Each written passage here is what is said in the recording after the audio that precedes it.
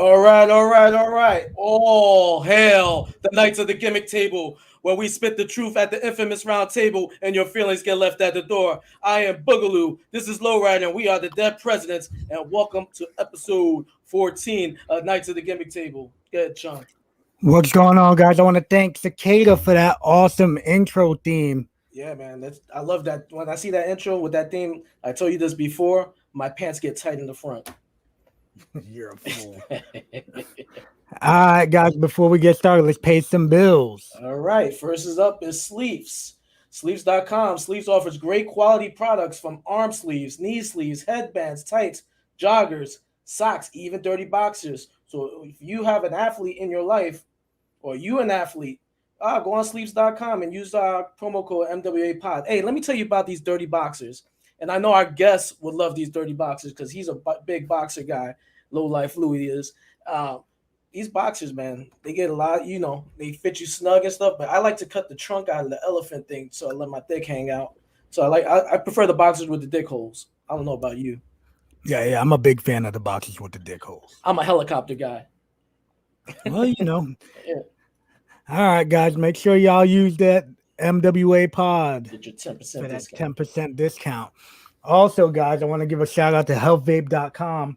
They have healthy vaping alternatives with no harmful or addictive chemicals, and they're vitamin infused. So make sure you pick yourself up some and get that discount by using MWA Pod. Yeah. Oh, Wrestling Universe. This is Jack Sabbath store, hardcore Jack Sabbath promoter, a long-time wrestling promoter, ICW, and now I guess he was owner of ICW No Holds Barred. But let's talk about Wrestling Universe. Is your one-stop shop for all your wrestling merchandise. They have all kinds of WWE, TNA, UFC, WCW, ECW action figures, past and present. They even have shirts of your favorite superstars, wrestling cards, autographed 8x10s, mask, belts, and more. They also have in-store signings from some of the biggest names in the world coming through there. It doesn't matter, not just wrestling. We even have adult entertainment stars show up there. So if you're in the New York area, definitely check it out. Check it out. They're in the tri-state area. He has several stores. I think he has like 4 in the tri-state area. I know he's opening one in Boston.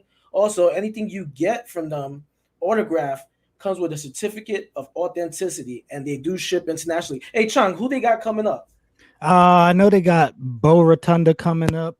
Well, Taylor Rotunda, I guess his name is now. Bo Dallas. They got Christy Hemming. They got Wesley Blake, Super Crazy.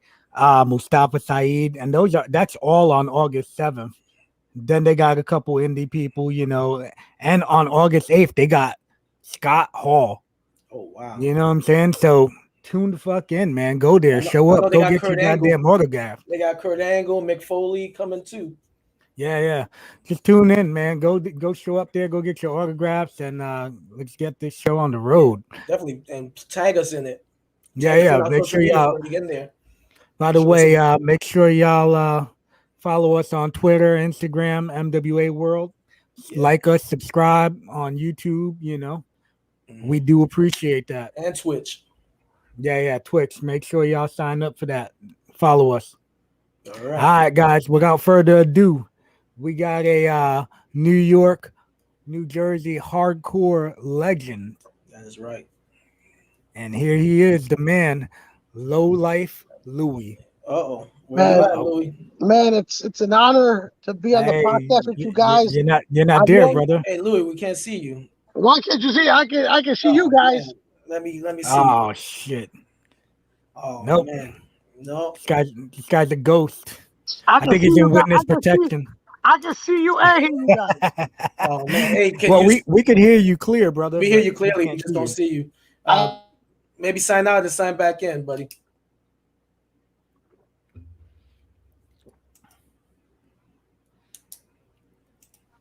There you go. There he goes. There you go. Right. There you go, handsome. What's up, man? Oh man, listen, it's an honor and a privilege for you guys to ask me to be on here, and it's great to be talking to you guys after so many years.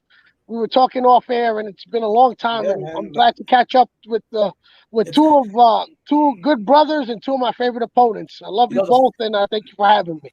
I said, I love you too. We love you too, man. But we said it before. It's like, man, we went from hanging out every day to like seeing each other like maybe a couple times like a week. Then there was like maybe we saw each other a couple times a month. Then it was like once a month. Then it was like every couple months. Then it was like once a year because we were all doing the different things after the doghouse closed down. And then man. Then everybody went their separate ways. It's just, but when we pick up right where we left off, though. Yeah, man, that's the nature of the beast. You know, we have to pick up, find our own path, and provide for the families that we create, and that's what we're doing. And but you know, situations like this bring us back together, and I can't wait to talk to you guys about it. Yeah, let's do it. Let's do it. All right, Chung, would you want to start? Well, yeah, man. Let's go with it, right? I'm gonna just put it out there, brother. Louie, man, you've done a hell of a lot in the business, man. I remember you wrestling against Terry Funk, right? Yeah. That was like a huge deal, man. Yeah. I remember we're gonna talk about. I want to bring up something that was near and dear to me when you put me over at the doghouse for the tag belts, man. You and Reefer put me in the range over for the tag belts. And man, I'll never forget that, man. That was like a crazy. This dude had the craziest idea ever, right?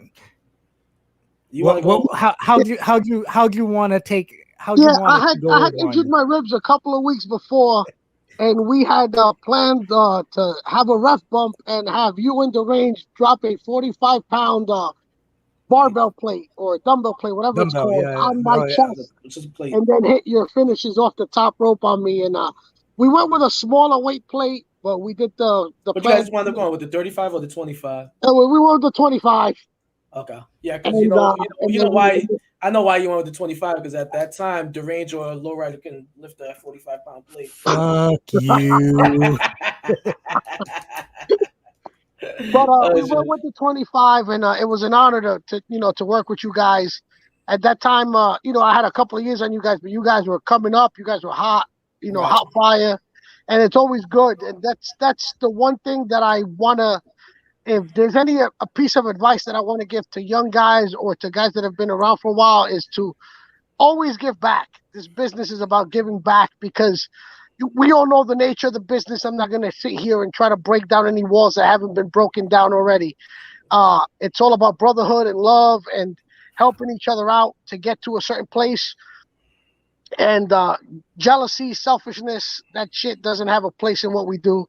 It's all about, giving back because for somebody like me to be in the position that I was with the title, somebody gave to me. So for me to give back is easy. And that's what I've always tried to teach and show guys that are younger than me. And I live by that. And if that's the sword I got to die on, that's the sword I'll die on to this day. You know, the funny thing is like people always believe like the business don't owe you shit. The business don't owe us nothing. We owe the business, and that's why we get into the business because this is something we wanted to be a part of. Yeah, because we loved it. This is something we loved growing up. We do it because you love it. All right, you lose out on certain opportunities. Maybe opportunities get taken from you, or somebody fucked you over. Oh well, time will pass. Shit moves on. Whatever, But that's why I just find it funny when people get like always bitter about the business and shit. And you know what? And I'm going through a spell right now.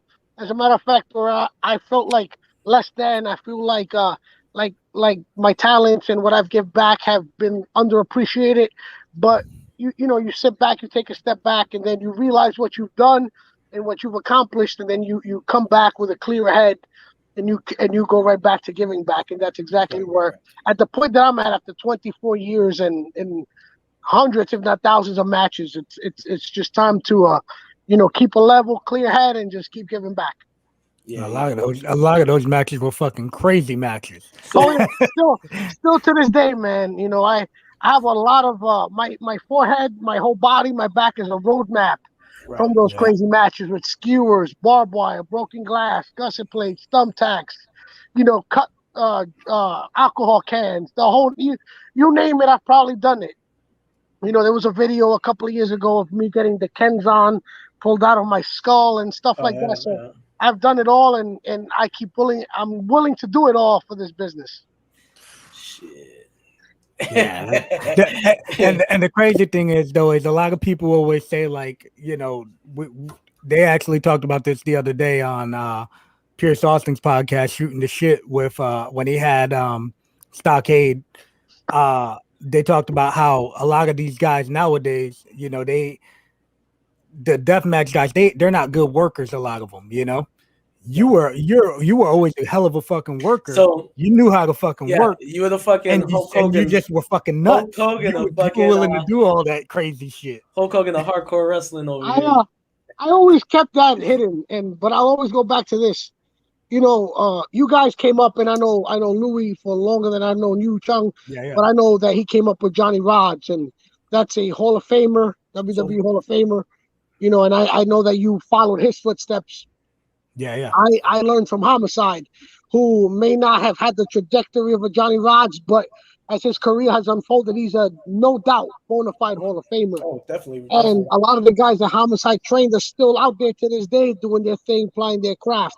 So the value of good training, as you guys know, and I, as well as I know, the value of good training can never be understated, and that's why I'm still around. And I was a wrestler first.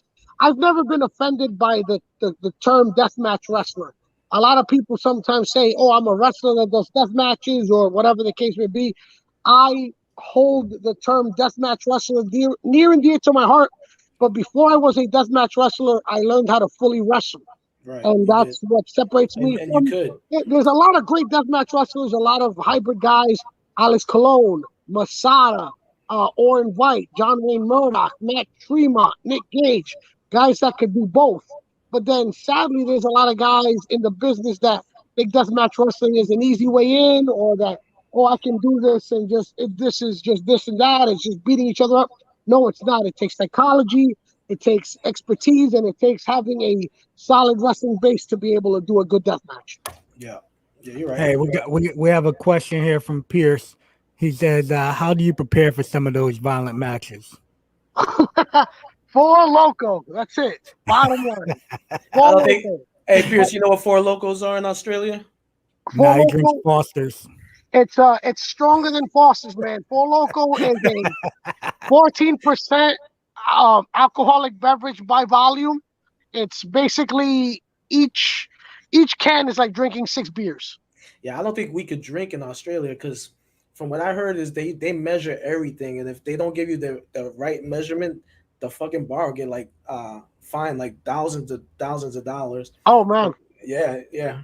Like over here where they pour heavy, they can't do it over there. They have to do it by measurement. I'd be so pissed off if they tried to give me a Foster's and it wasn't a full glass. No, yeah, me too. I think that's what I'd really shoot. So Louie, I heard about you before I actually met you. Like a couple guys at Gleason's knew you already, and they used to talk about how crazy you were.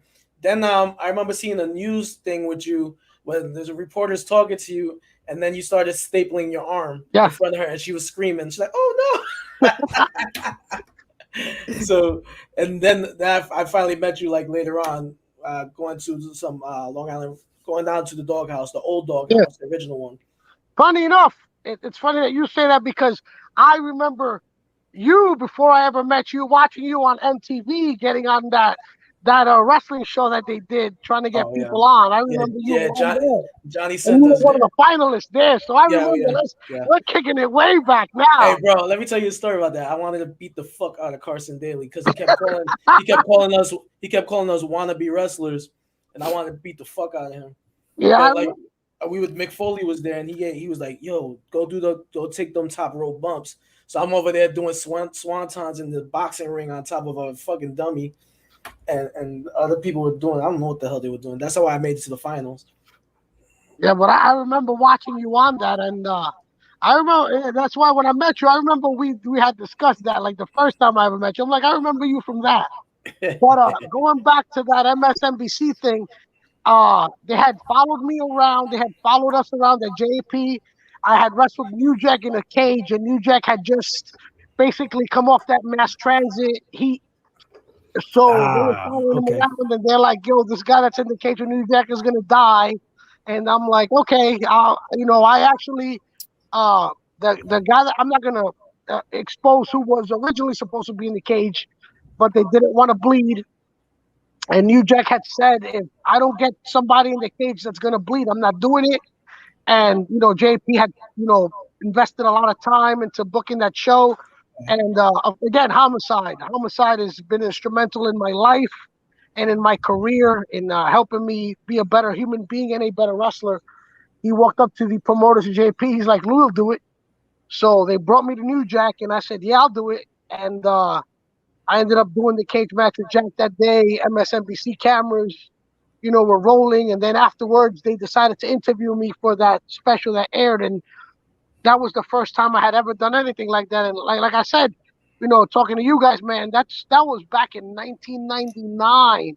So that's 21 years ago, man. That, in September, it will be 21 years. So I've been doing this for a long time, and so have you guys. Right. You know how much those memories mean to guys like us, that we were able to go out there and deliver to the fans and be acknowledged by the national media as well, something as large as MSNBC.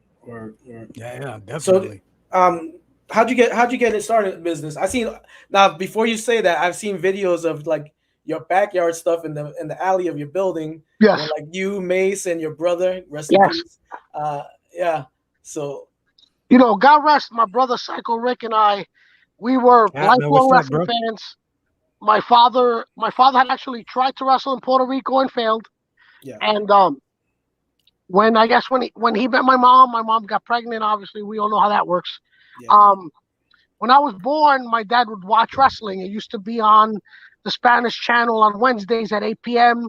from the Olympic Auditorium, which was the old Olympic wrestling, which had the Guerreros, Roddy Piper, Continental Lover, Bad News Allen, Goj. All these guys, were being aired here in New York. And my mom used to tell my dad, why do you watch that? My dad was like, I love it. I tried to do this, da-da-da-da-da. I was literally like a year old at the time, and I'd literally sit there transfixed watching my television, watching these guys wrestle. And ever since then, like, I've had a love affair with wrestling that 40-something years later still hasn't changed. Wrestling has been my life. It's been the driving force behind my life. And me and my brother watched it ad nauseum throughout our, formative years, elementary school, junior high, high school. We both dabbled in it. I ended up trying to train and learn after I did all that backyard stuff. My brother decided not to. Tragically, he passed away without, you don't mind talking about that? No, I don't mind that at all. Because this is I remember this when it happened, and I remember, yeah. Yeah, no. Listen. It's a part of life. Death is a part of life, and sadly, all of us that are here today will one day be a memory for somebody. And I live my life trying to be a good memory for everybody that I cross paths with. Yeah. My brother was one of the best memories of my life. His picture hangs on my wall now. I'm staring at it as I talk to you guys. He died in 2001, but he decided not to follow or chase the dream. He had other goals and aspirations. I continued to follow the wrestling. I had already gone pro and had wrestled for a number of years when he passed away. Yeah, he's a hell of a person, man. It doesn't make it hurt any less. And I dedicated my wrestling career to my brother because he was my biggest fan, and a driving force for me since I was a child, because he was the guy that was there with me every day, 365 days a year growing up. And I love him to death. And you guys as brothers know the bond. It's the same relationship. You and your brother is the same relationship like me and Chung here. Exactly. That's why, like, when that happened to you, I felt your pain. It's something that it gets easier, but you never get over it. You live with it, you understand it, and I try to make my brother proud every day. His name is tattooed on my fucking right shoulder. Excuse me if I'm sorry. No, you can curse. No, you good. His name is tattooed on my right shoulder. His picture hangs on my wall. A few of his pictures hang on my wall, and I will try to make him proud till the day I die. Yeah, definitely. So where'd you get your start? I tried to go to Gleason's, and I know you guys came from Gleason's.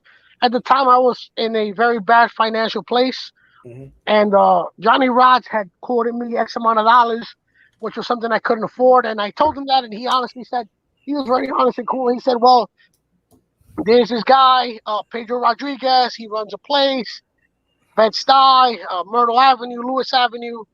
Go check him out. So I went down there, and the first time I ever went there, I met these guys that were dressed as WWE guys. They were basically cosplaying as Razor Ramon, as Diesel, as Shawn Michaels, and I'm like, and it was WTF. And I'm like, you're like, where the fuck did Johnny send me? yeah, but I'm like, Johnny sent me, but hey, man, there's a ring there, and there's guys dressed as wrestlers in the ring there. So I was like, it was like basically like, when they send Dorothy and the Wizard of Oz on the Yellow Brick Road, I'm like, I'm on the Yellow Brick Road. There's a ring there. I'm good. I'm home. So I started training with these guys, quote unquote, and from doing their little backyard stuff that they rented out the ring from, we caught the eye of Lathon Tower of Torture, Bobby Lombardi, and of course Homicide, and eventually. We broke away a core group of us that started IWW, which was myself, Mace, Buffy, who were the Christopher's Connection, Monster Mac, and Loki. We broke away. You grew up with those guys too, right? Yeah, I grew up. Well, we went to the same school and we didn't know it in junior high.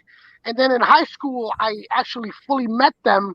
And that's when we were kicking around the idea, because I had already started in this group with this WTF guys, and as Monster Mac and Mace were graduating high school, I dragged them in with me, and Loki is Monster Mac's cousin, so he dragged his cousin in, and that's how we broke away from the WTF guys, started our own group, which was IWW, and like I said, we were noticed there.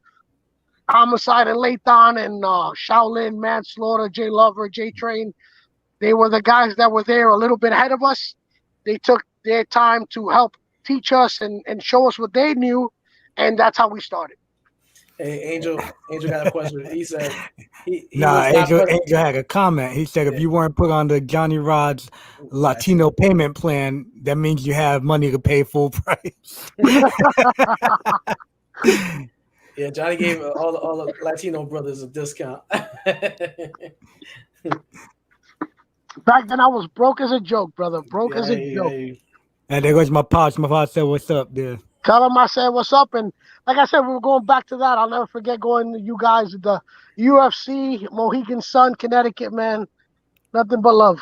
Yeah, it was me, you, Stryker, and Chung, and my dad. That's right. That's right. What was the main event of that show? What was the main event? I don't remember. I just remember riding in the red Grand Cherokee. That's all I remember. It was Jens Pulver and BJ Penn. Yep, Jens Pulver, BJ Penn. Classic. I remember ICP was there, and Sabu was there. Sabu yeah, they were sitting right in front of us. Tito Ortiz was there. Yep. Remember when Tito Ortiz was walking around and Louie was like, "Yeah, I just want to punch him." I'll take him. Yeah, he was like, "I just want to punch him." I'm like, "Go ahead." Hey, remember I kept yelling from the fucking thing. I was like, "Sabu!" Yeah. And every time you turn around and go like this. One of the biggest regrets of my career was I was booked to wrestle Sabu in 2000 and 5, 6, 7, 9, and the show got canceled. We were booked to wrestle, and the show got canceled 2 days before it happened. And that is one of the biggest missed opportunities of my life. Now wrestling Sabu. Yeah, bro, I got to stomp Sabu out when we were doing the Psycho Circus gimmick at ICW. Remember that, Lou? Yeah. I marked out so hard for that because Sabu was like my dude, man. Oh. I was like, who do you with Sabu, Sandman, and Balls, right? That we jumped. Yeah, and we laid them all out, and I'm over there stomping on Sabu, and I'm like, this is fucking awesome.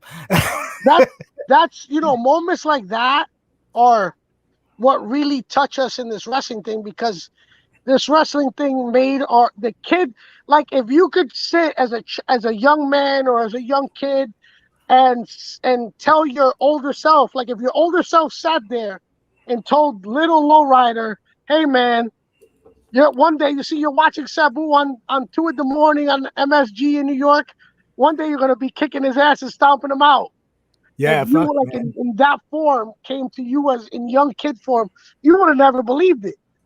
Same thing with me. Like if somebody told me like when I told my mom in 1988, watching Spanish TV on the Puerto Rican wrestling on WWC, hey, Mom, I'm going to wrestle Abdullah the Butcher one day. My mom used to look at me and be like, you're crazy. I'd be like, I want to be just like that guy. And years later, you guys were there when I wrestled him at the Elks. Yep. Yeah, man. So it's like, this shit makes dreams come true. And it's like, that's why we love it so much. Right. You, Right. you know, what's funny is I'll never forget that shit because I I remember you were all fired up to wrestle Abdullah, and then he had that fucking manager dude with him. Yeah. And for like years, I'm talking about fucking probably like 5 years, 6 years later, probably till this day, if I talk to Cash, we'd still be talking about that. Get him Abdullah. Get him, Abdullah. Get him Abdullah. Get him, Abdullah. That's all the motherfucker kept saying over and over again. That shit was funny. Hey, when you wrestled him, did he have razors on his fingertips? Yes, he did. And you know, the Right, funniest Randy, how you thing, doing? he was supposed to get on a plane to Puerto Rico the next day after he wrestled me. And he gave me what was left of the razor blades he had in his pocket. They're actually on a shelf in my bedroom now next to my Abdullah the Butcher action figure. Oh, sweet. Hopefully you didn't cut yourself with them Well, because He did. He ended up cutting me with his own razors. And that's why sometimes I have a hard time believing a lot of the stories that came up. about If him. you watch the match that I did with him at the one of Gurman's last shows in Club Missouri, 2006, me against Abdullah, Abby actually cuts me with his razors and his fingers. And I've never had any type of health or blood issues ever. Now let me ask you a question about that though, right? Yeah. What the fuck did you need to let him cut you for? You know how to fucking No, he gig. did it. Yo, he just did it. Don't ask. Like, He I doesn't didn't ask. expect him See to do that? it. He See, grabbed that's me in the fucking headlock, bullshit, he did the though. thing with the bottle, and then he ran his blade through my head. And I'm like, I'm already bleeding. At that point, it's like, all right, Abby, just cut me some more. I as a guy, only like maybe I had at that point, maybe like 7 years in the business, 8 years in the business, wrestling my idol who had 50 years in the business. It didn't even bother me. To be honest, at that point, he could have probably like taken his blade out and circumcised me, and I wouldn't have cared. It was that you know what I mean? You're a crazy fuck, bro. But you know, it never bothered me. And again, I've never had any issues from it. I don't have any, never. Okay. See, like for me, like I can't feel comfortable letting somebody gig me. Now, obviously, I let this motherfucker right here gig me before, but that was the first time I was ever getting color, and I was fucking terrified to do it. You know what I'm saying? So me and him were working. He cut me. He gave me the fucking gimmick, and you know, I bled like a fucking pig.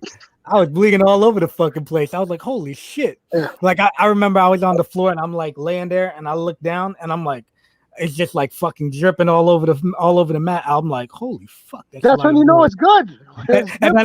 But then I asked him, I'm like, yo, am I okay? And I was like, yo, what the fuck? When it's dripping like that, it's good in more than one way, if you know what I mean. No, I hear you. Hey, Angel wants to know if Lathan ever lets you see his magazine collection like he did with Homicide. Oh man, I'm just gonna say two things. Well, it's 3 words: blue duffel bag. That's it. Yes. Hey, we have another question. One of our regulars, Blue Eye Brandy, says, any matches that you regret? Oh man. Okay, I don't regret any match I've ever done. I regret 2 outcomes because, as you know, we're warriors, man. We want to finish these matches. We want to give the fans their all.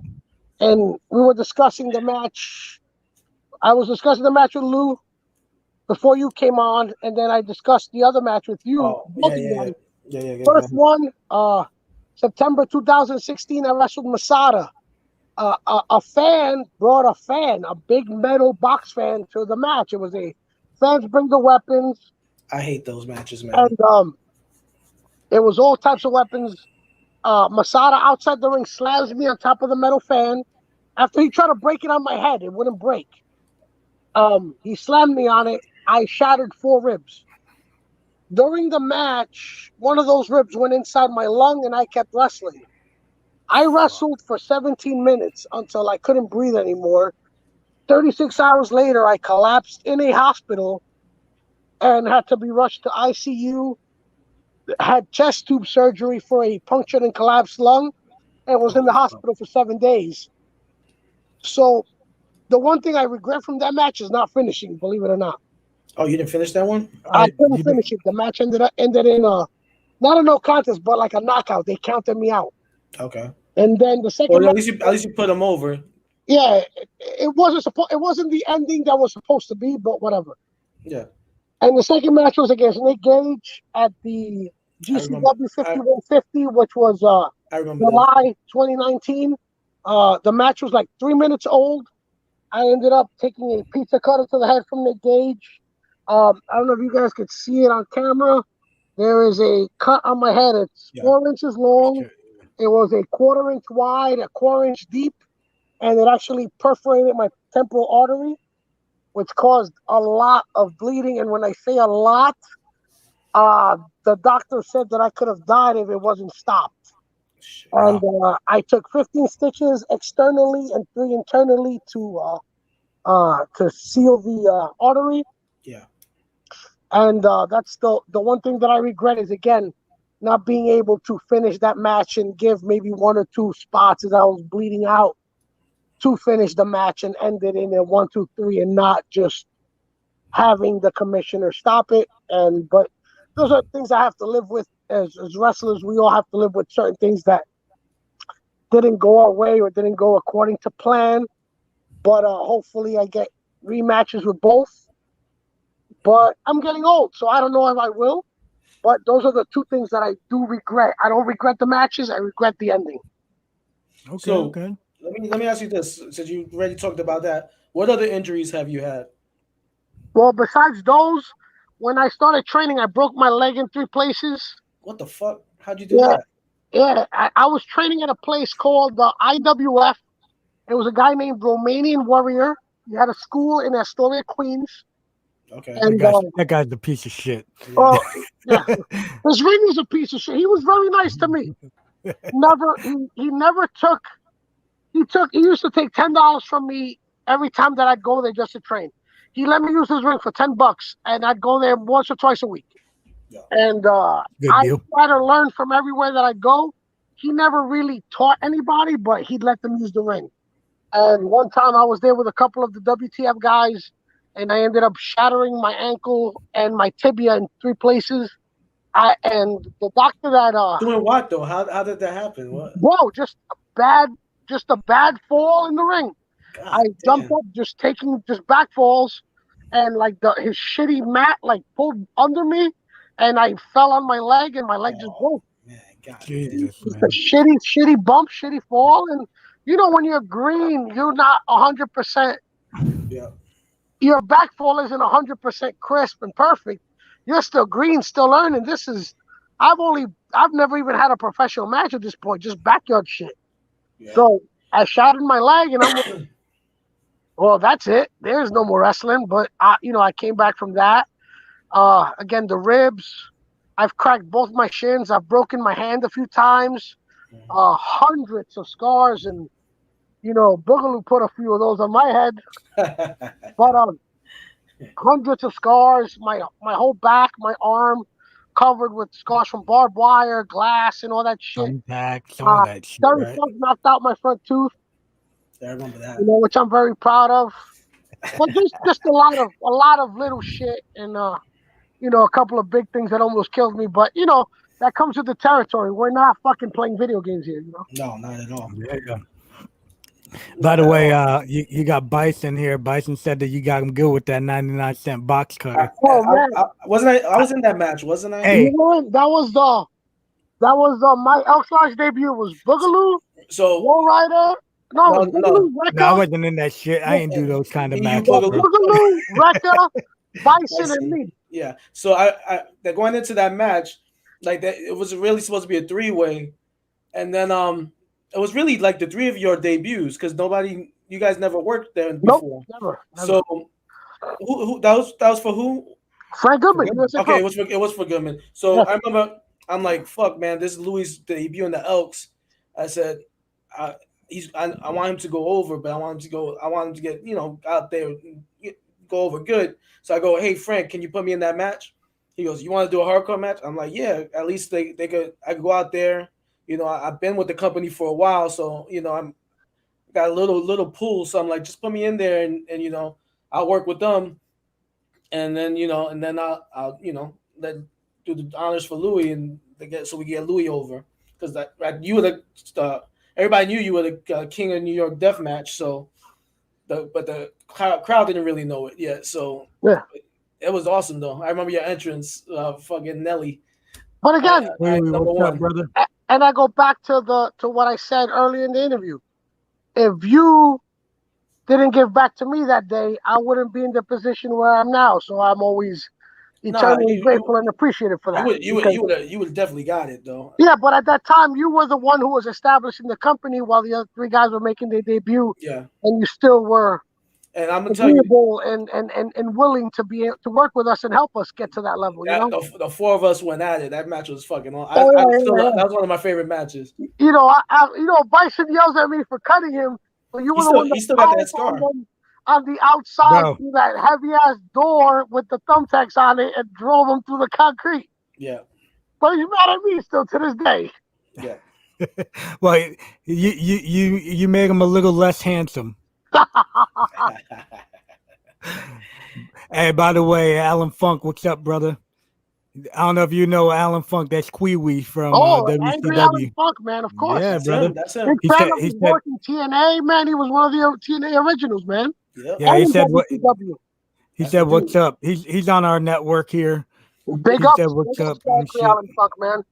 Awesome. That's awesome, man. Hey, man, you know what I remember? So I remember, when Lucha what was the LXW, Lucha Extreme Wrestling LXW, yeah. started, yeah, and Alan Funk says he knows your shit, that you know your shit. Bro, I live this. I'm not like a gimmick. Wrestling is my life. I've studied it. I've watched it. I've inhaled it. It'll be my life till I draw my last breath. And again, I know Angry Alan Funk, Kiwi in WCW, one of the original guys in the TNA. He had that bad injury in Germany with Sonny Siaki, and I'm glad that he recovered from that. And he's, hopefully he's at full strength and doing his thing, man. Hey, he's still handsome. As long as he's still handsome, that's what I'm knowing. Hey, he said that can shoot, kid. Hey, so check this out, Louie. I remember, LXW comes to New York, right? Yes. I remember Supreme. Oh, man, I know exactly where you're going. And rest in peace, right? Supreme, rest in peace. Man, Supreme is awesome, man. Great guy, man. Supreme's like, they want him to do this thing with the what was it, Louie? It was mouse traps. Yes. They want him to set up a board of mouse traps. He's never, all the shit he's done in wrestling, he never did mouse traps, so he don't know how to set it up. So he's like, oh, how do we do it? I go, hold on one second, let me make a phone call for you. And he goes, who you gonna call? I go, Low Life Louie Ramos. He goes, oh shit, for real, you got his number? I said, yeah, that's my boy. So he kind of marked out for you, and then I know you loved him. Yeah. So I put you guys on the phone, and you told him how to make the board, and then me and him went to Home Depot, and then he made the board, and he had a kick-ass match that night. Yeah, I had Anthony DeBlasi, Don Tony, who has done a lot of podcasts. Yeah. In years previous and after that, had actually introduced me to Supreme when he was doing some work for XPW, and when you guys were on XPW in Philadelphia. Yeah. And they had actually tried to get the match between me and Supreme. I think that would have been awesome. Sadly, it never materialized. I had gone to the LXW show because the first one was it had Corporal Robinson and Necro Butcher, right, who I had met, and I had befriended Corp when I worked for IWA. Corporal Robinson was cool as fuck too. Yeah, he's cool Corporal Robinson's a fucking legend and one of the greatest guys I've ever worked. And Corp was heavy into bringing me in. And Supreme was wrestling a guy who has also passed on, a kid named Spider that day. And Corbin was adamant about having me wrestle Supreme. He said Spider. Was that kid Spider, the young kid? Oh yeah, the young white kid. Yeah. The one from he ended up passing away Connecticut. from an Yeah, injury. you remember that? Yeah. You remember that, Chung? He dove off Yeah. the ring. No, I remember working him too, but yeah, I didn't know that Supreme worked him. Yeah, that's what happened Crazy at as that fuck. show in New York. They couldn't find anybody to work Supreme, so that guy Slash Farrington. Yeah. He ended up booking that match, and Supreme ended up working that kid Spider. And it was hardcore, but it wasn't anything that Spider ain't a hardcore guy. Exactly. It wasn't anything that would have made any type of like relevance to hardcore. And a lot of fans saw me in the crowd and chanted my name, which I was like against because I'm not here to steal heat. Right. But, I would have loved to work Supreme, and me and him like saw each other maybe about a year before he passed away. He had worked for GCW. I hung out with him and spoke to him. And I love Supreme, man. And it's sad that he way too soon. One of those guys that, deathmatch wrestling has lost a lot of guys, sadly. Guys like Danny Havoc, God rest his soul, and Jack, and Balls Mahoney, Axel Rotten, and definitely Supreme is one of those guys that gone way too soon as well. You in the bathroom, Louie? Are you about to take a piss? You holding your dick while you're talking to us? That's not. Oh man. I can't even find my dick is too small. You guys are talking about oh man, this motherfucker. I'm like, I can never do that. That's too small. Hey, I love it. Now that we're on this subject, so I'm hungry like a cashew, man. Hey, you know what, man? There ain't many motherfuckers that will take us to their bathroom with them, but Louie would. Hey, so Louie, you were the man of she's Blue Eye Brandy said, "Don't forget to wash your hands." I'm home, motherfucker. I wash my hands at work, not at home. Okay. Hey, I remember you were like a prop Louie guy. don't give a shit, man. You introduced props into your hardcore matches, which was the funniest shit. Because I remember during the Abdulawima thing, yes, you ran around and you the plunger in your ass during the match. Yes.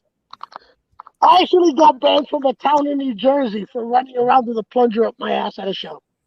Yeah, and then I remember one day I'm in the locker room with you. Motherfucker. I'm in the locker room with you, and you had. I see you had like boxers in your hand, and then you had like a candy bar, and I'm like, "What the fuck are you doing?" And like, tell her what you were doing, man. I was melting the candy bar to make the underwear look like they had shit on them, and I gave the bison the mandible claw with the shitty quote-unquote underwear. Oh no! What? My favorite prop of all times was the dildo. Yeah, I seen you use the dildo before. Years later, a lot of guys would go on to use the dildo. Guys like Yuji Namakawa in Japan. Yeah. A lot of guys, Connor Claxton, a lot of guys would use the dildo, but I was the first. And if you could go back to it, I used the first match that ever used the dildo was me against Monster Mac, IWW 1997. I was under the gimmick of Marvelous Marv Albert. This is when Marv Albert had been arrested for cross-dressing and biting women in New York, and he got fired for working the Knicks. And I would go on to dress as a woman in a bra, a bag with a dildo, as Marvelous Marv, and I would pin Monster Mac, who was the IWW champ, after hitting him with a dildo in the jaw. First dildo match ever in wrestling, and I would go on to years later use it on a drill, wrap it in barbed wire, all types of shit. Okay. Put gussets on it. I remember I saw a video. By the way, hold on 1 second, Louie. Okay. Bison says he got the bad end of everything in that match. Oh shit! And then Devious says you did the leg drop with the plunger too. In your ass. Yes, that is 100% correct. Do you remember Devious? Of course, Doc Chop, man. Delicious Dr. Devious. Listen, Devious, you watch it, pineapple soda every Saturday on the way home on the train, baby. All right. So, but in 2019, you did this hardcore match, and you used the dildo. Yes. And the recipient of the dildo was your 16-year-old son, or how old was he At the then? time, he was 14. Jesus Christ. Here's the thing. My son has been going to shows since he was about 5 or 6. Yeah. He's been working ring crew. He worked ring crew for ICW, GCW, H2O. Any independent show that I would be on, he would, I'd bring him to the locker room and I'd introduce him to the promoter, and he'd, you always learn in the old days, the younger guys or the sons of the wrestlers would pay their dues by setting up chairs, sweeping the ring, cleaning up, doing the old school way of learning. Yeah. So I always taught my kid that. My son was always at the shows, and he always did all that stuff. So proper way. Yeah, exactly, the proper way. Paying dues, bro. Paying dues. Yeah. There's one of the greatest pictures I ever took in my life was I was ring announcing for GCW. At the time, this is when I was hurt with the rib issue, and me and my son are actually sweeping the ring between matches, between death matches. Oh, sweet. And somebody posted it, and I shared it. My wife took it. I shared it, and I said, "Never too old to help, never too young to learn." That's so true. How old is your boy now? How old is your boy now? My boy is 60 years old, and he's taller than me and weighs more than me. But that's that good eating, You're putting him in? Yeah, hell yeah. You He's breaking learning him little by little. But when we man. did that spot, I had worked with Connor Claxton, who's a former Tournament of Death winner, a hardcore legend in his own right. I worked with Connor, and this was the first ever show for Sean Henderson Productions, and we were booked in a sexual affair match, which was like a match to piss off Jim Cornette, who's very old school and very, corny and, hates all this new age shit. Yeah. So we decided to use a blow up male sex doll and a blow up sheep and a bunch of other stuff. And during the match, Connor had the dildo. I, cut him off. I charged him. I went to shove the dildo in his mouth. As he moved, my son, who was working the ring crew around the ring, ended up with the dildo in his mouth. Connor hit me from behind, shoved the other end in my mouth, and then double clotheslined us as we were connected with the double-sided dildo. And it made the rounds. It had actually been shared a bunch of times. It had been viewed thousands of times on Instagram. Yeah. And then somebody obviously complained like everybody else does in the world because everybody's like soft now, and it got taken down. Oh man, I saw that shit. I couldn't stop laughing. Yeah, my brother told me about it. I ain't never seen that. I was like, this kid is just. I wanted him to be on the show today, just with you, because I see him like he's gonna be like me. I see him just like you in 5 years. He's gonna be killing it on the indies in about 5 years. He's either gonna be killing it on the indies or on buffets, one or the other. Either way, he's gonna be just like his dad. What's funny is I don't even know how long ago, but I got a friend request from him, and I was like, is this Louie's kid? I'm like, there's no way he could be that old. Yeah, fucking crazy. That's how old we're getting, because life just travels so fast. We're like, how's going on? Look at this shit. Yeah, fucking gray hair, bro. So I shave every day because of my job, but when I let it grow in, first of all, I got 4 bald spots in my head, and all my hair grows in white in my beard. So it's like, look like hardcore Santa. Look at this, Louie. You see that, Louie? Huh? Wow! Look at that. That's my little man. That's the night we won the tag belts. Wow! Yeah, he came out dressed with us. We wanted him to do a spot, and he wasn't. That's a beautiful thing that your son gets to see you do something like that. Well, and that was one of the reasons I ended up coming back years ago when I had because I wanted my son to watch me do it. In no way, shape, or form did I ever think or want my son to do it, because we've been through the ringer. We know how the business works. Yeah. And sometimes there's a lot of negative. Yeah, but a lot of bullshit with it. Yeah, a lot of bullshit, exactly. So you don't want to expose your kid to that, but at the end, sometimes the good outweighs the bad, and again, the good is the brotherhood. Look at, like I said, we haven't talked in years, but yeah, here we are together talking, BSing like nothing ever happened, and it's that brotherhood, that camaraderie, that love. That's the good stuff. But then when we have to deal with politics, backstabbing, and bullshit, it's like, do you want to put your kid through that? Mm-hmm. And I've explained that to both my children, and my daughter's 11, and I have videos of her rolling in the ring, running ropes, because one day she might want to get into it too. Never know. Never know. I mean, if he wants to get into it, hopefully I'll have I'm not wouldn't be completely immobilized that I can't teach him the right way, but he would have to learn how to protect himself before he gets in anything else, So he's gonna have to learn how to shoot. Exactly. But that's nothing. Hey, I want to ask you. You lost a lot of weight. How much weight have you lost? Well, losing weight is one of the hardest things I've ever done. I've yo-yoed for many years, which is a terrible thing to do. At my heaviest was when I got married. When I got married in 2006, I weighed almost 340 pounds. Oh wow! Wow. The year after that, I lost 100 pounds. I was weighing 240 pounds. And then, I settled into married life, second child came along. I gained weight again. When I ended up in the hospital with the broken ribs and the collapsed and punctured lung, I was weighing 290 and pre-diabetic. Oh, shit. So I lost some weight after that, but then I gained some more. But when Matt Tremont and H2O Wrestling pinned me as their go-to guy last year, right when they came back from the COVID and the lockdown, and they started letting fans back in the building, they told me that they were going to make me their champion. It lit a fire under my ass to start going back to the old training habits. My brother had done Golden Gloves. I had done Golden Gloves in the 90s. I remember you boxing. So I started boxing again. I started rolling around. I started doing cardio, a little bit of yoga, a little bit of body weight exercise. And I went from about 270, 280 to 223. I'm weighing about 230 now because, you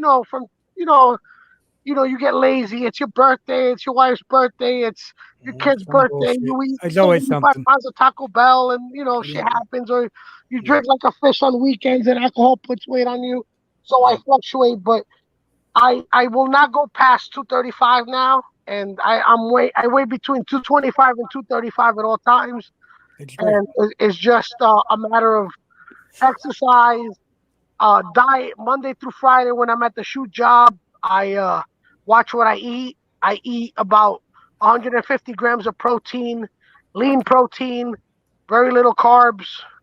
Saturday and Sunday, I let go. I drink a lot of alcohol. I'll eat pizza. I had some pizza with my family today. But I try to keep that to a minimum. I try to eat right. I try to stay healthy. I try to exercise 5 days a week. Yeah. And that's all, that's all I can do, is because as we get older, it gets harder to keep the weight off. Yeah. All right. I'll drink to that. Hey, how did COVID affect you? COVID was tough. I was telling you before.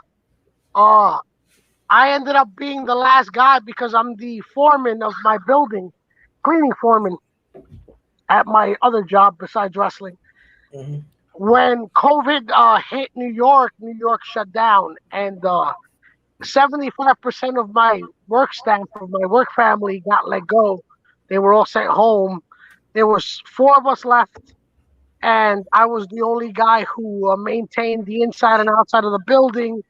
And I went to work every day, to the point where in April, May, and June, as I was walking through the streets, at one point I took a picture and I posted it on Facebook. It was 10 a.m. on a Tuesday morning in front of Macy's Herald Square, and I was the only person on the block.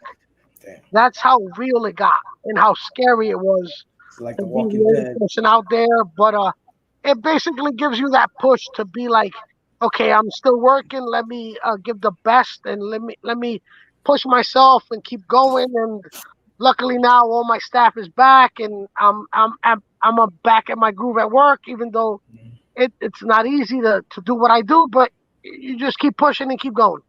Yeah, man. Yeah, I hear you. I hear you. Yeah, You got Tizzy in the building. What's up, Tizzy? Mike Mike Tobin. Tobin. What's up, Tizzle? And Devious, yeah, you're right. Devious said Louis can cook his ass off. Yeah, I remember Louis cooking. Louis can cook.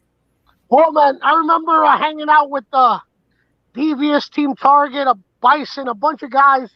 We hung out for the Mike Tyson versus Lennox Lewis fight, and I remember cooking for everybody that day, and that was a good day, except for the end of the fight when Tyson lost. As a Brooklyn kid, I was a huge Tyson fan. You guys know I used to, chop it up with your dad about boxing for any time that I'd see him because I've loved boxing my entire Yeah. life, and Yeah. watching that fight sucked because I thought Tyson was gonna take him, but shit Yeah, happens and it didn't go that way. But I remember hanging out with those guys that day, and that was a great day. And big ups to Devious, nothing but love, man. For real. For yeah, real. man. So, hey, I got a couple of your accomplishments. Tell me if I'm missing anything. I know you won like 2 tournaments, Survival of the Sickest, and then King of the No Rings, and then you were like H2O heavyweight champion. Am I missing anything? Man, I mean, I've done a lot of things. I was at the Doghouse. I won every title there. Yeah. Oh yeah, you were the Grand Slam. Tag team title until LowRyda and DeRage came around. TV champ, world champ, heavyweight champ. I won the last match I ever did for Frank Goodman's USA Pro before he went to Florida was me and Steve Mack actually won the tag titles there. I won the UWA Hardcore Champion from Bandito many, many years ago in Passaic, New Jersey. That was the Fed I actually got banned from for the plunger stunt in the ass. Way before that. That was my comeback when I won that title. But my biggest accomplishment is, again, wrestling for 24 years and giving the fans, every fan that I've ever worked for, blood, sweat, and tears, and never mailing it in. That's what I'm most accomplished for. I've never gone into a match saying, I'm going to mail this in. Oh, this match is going to suck. I've given my all. I've wrestled hurt. I've wrestled beat up. Shit, I wrestled 17 minutes with a rib in my lung. That doesn't tell you nothing. I don't know what else will. Hey, Angel, Devious, man, love you too, brother. Angel wants to know. I was clicking on it. God Come on, damn it! man. Stop clicking. I got the damn clicking, man. Let me do the damn. Take it easy, Let me do the son of a clicking. bitch. Hey, don't talk about my mom like that, all right? I will talk about it. Hey, Angel wants to know, but can you throw down with the chuletas? And I can honestly say yes, Angel. I've had Louis chuletas. They're very good. Hey, Louie, man, I like your ear and all. It's a nice ear, but we want to see your face, man. Hey, I got before we know you're deaf in one ear, but we're gonna be wrapping up soon. Tell us about the time you met Hulk Hogan. From the time that I what? When you met Hulk Hogan. Wow. That was cool, man. Toys R Us was open 2002. I took Casey Blade with me, who was one half of the Dirty Rotten Scoundrels, and another lifelong diehard Hulkamaniac. We took the train from the Doghouse at 3 in the morning. I was a weekday. I forget what day of the week it was. It was a and we took the train all the way into the city, and we ended up in Times Square. I took the day off of work, and we stood on the fucking line for God knows how many hours, had to buy the NWO Hulk Hogan doll, and ended up getting it signed by Hulk Hogan himself. We didn't get a chance to take a picture with him because the only people that got to take a picture with him that day were the people that had either pre-bought or bought extra or had some kind of ticket or whatever. Yeah. or were they white? Yeah. Well, we took the time out to sign our action figures, and Cool. I still have the action figure hanging on my wall to this day. That's awesome. Hey, no, but that ain't what I'm going with. I remember you broke down crying. I did. Hulk Hogan was my hero, man. Hey, me too, bro. Me too. Listen, I mean, he's like, as a keep kid who it grew light, up bro. without as a kid who grew up without a father figure, who watched wrestling his entire life, who saw Hogan slam Andre, and at that moment believed anything was possible. Meeting him and having him talk to me was the greatest thing at that moment of my life. And I always said if I could be 1/10 of what Hulk Hogan was, I'd be happy. And I think I've done a lot better because I've put a lot more people over than he did. Yeah. True. Did you ever put Rock Show over? That's your question, man. You never beat Rockshaw for the 1, 2, 4, No, 5, 7. I only got to do a couple of angles with Rockshaw at the doghouse. I never got my one-on-one with Rockshaw 337. You wouldn't have been able to handle it.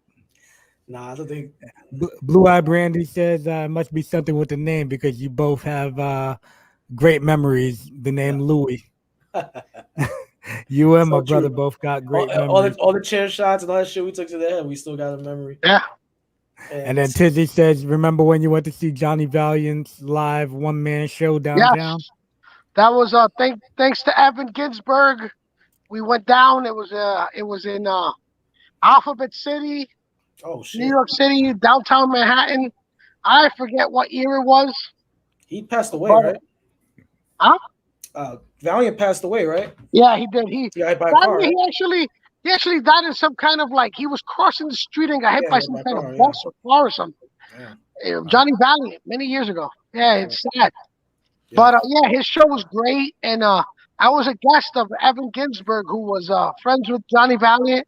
I actually did a couple of radio shows with Valiant and Evan Ginsberg, and he was cool, man. He used to come to Gleason's and hang out with us while we were training Johnny Valiant, and he used to at that time he was getting into acting. He was one of the coolest old school guys.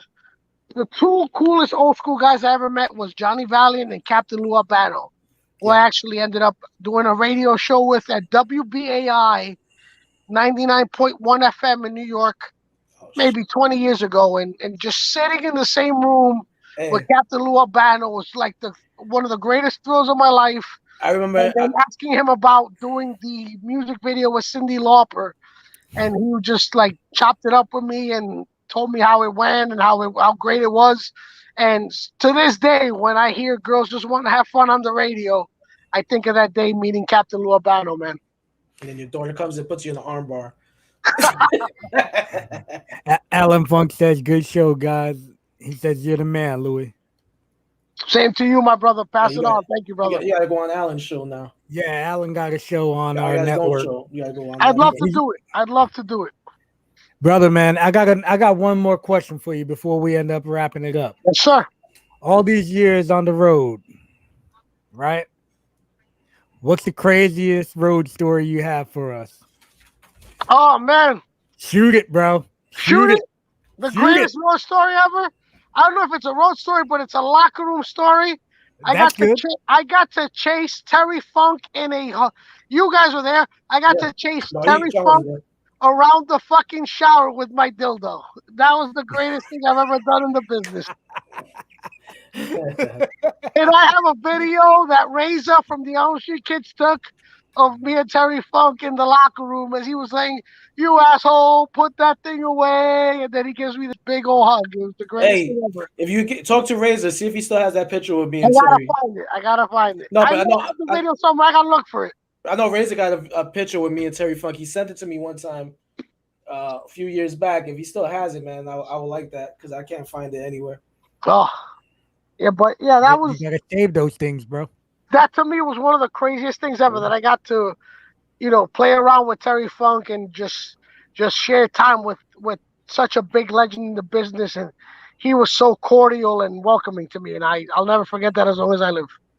All right, so Louie, man, where you gonna be at? What you got coming up? Man, right now, I'm taking a mental health break, trying to regroup and recover and see what's next for Low Life Louie. I got only 2 shows lined up. One is August 27th. It is for Sean Henderson, SHP Promotions in Williamstown, New Jersey. I will be a part of a 4-way death match with Declan Grant. Kennedy Copeland, which is one of the up and coming female deathmatch artists on the planet, and Drew Blood, who has wrestled for many years at Oh CZW. yeah, I know Drew I know Blood. Drew Blood very well. Yeah, Drew Blood's a great guy. He was there in Connecticut too that day when I wrestled Yeah, Funk. he was. And big ups to Drew Blood. I love that guy. I've had many wars with him. And on August 29th, I will be wrestling for Bloodstorm Pro. I'll be refereeing and wrestling on the same day. It's leading up to some other stuff. That's a double payday. And hopefully that leads up to more stuff after that. But I don't know exactly where it's going to go. And my home promotion right now is H2O. I'm trying to figure out where I stand and where I will be in upcoming shows with them. But that's like the three places right now where I will be, plying my trade. And other than that, I'm just sitting back, kicking back, doing the family thing, sitting in the backyard, eating s'mores and drinking alcohol. All right. Hey, where can people get in touch with you if they want to? I'm not a big social media guy, just on my Facebook, Louie shit. Ramos. I know both of you guys have my Facebook link. Yeah. Share it, anytime. I've been hit up by fans many times. I love to answer questions. I'll sit there and talk to fans all day, any day. All right. Hey, Louie, man, thank you for coming on with us, man. Yeah, brother. We It's definitely been a pleasure, guys. Thank you. we do appreciate it, and we definitely miss you, bro. I miss you guys, love you guys, and thank you guys for having me. All right, And by the way, my pop says much love, bro. Much love to him. Thank you, guys. if you don't mind sticking around, and then we're gonna go out with a couple spots. Yes, sir. All right, brother. Thank you for coming on. All right, guys. Well, we do appreciate y'all for tuning in. If y'all are still here, we do appreciate y'all. And if you haven't already done it, like, subscribe, follow us. Yeah, We do MWA appreciate all that good stuff. Podcast Network. Hey, if you like this show, go back and check out our other 13 episodes. You're gonna love it. If you like that, you're gonna like Alan Funk. Get Funk with Alan Funk. You're also gonna like Killing the Business with Angel, the Kingpin, Medina, Mega, the King, and also the Crisco Kid, Glenn Sexton. And don't forget Shooting the Shit Uncensored with Pierce Austin. Guys, check out the shows. You can find them on any podcast platform, pretty much. Yep. Check them And out, now we're even on audio platforms like Spotify and the other ones too. Yep, stuff is getting downloaded as we speak. Also, guys, also make sure y'all check out hellvape.com. Use our code MWAPOD, get your 10% discount. Yeah, and don't forget sleeves.com, man. They got everything you need. Dirty boxers, arm sleeves, leg sleeves, compression pants, compression Head shorts, sleeves, dick sleeve. Everything. Yeah, dick sleeves. Angel needs the dick sleeve. He wraps it around it like a tourniquet. The blood flowing in his whole body. Hey, and don't forget the Wrestling Universe Jack Sabbath store. Remember, he got autograph signings popping off every weekend, so go down there and check it out. He got everything in that store that pertains to wrestling. Shirts, figures, lucha masks, title belts, everything that's autographed gets a certificate with authenticity, and they do ship internationally. So go ahead and check them out also. Yeah, like if you want to check out like the Majors podcast, they've gone there and done shows while filming in there and stuff, So Zack Ryder and the Mark Cardona, and Kurt Hawkins, Brian Myers, those fancy guys, Yeah. But yeah, guys, thank y'all for tuning in. We do appreciate y'all, and y'all be safe, and we will hopefully see y'all next week, right? Yeah. Tune in, be safe, appreciate y'all. Peace.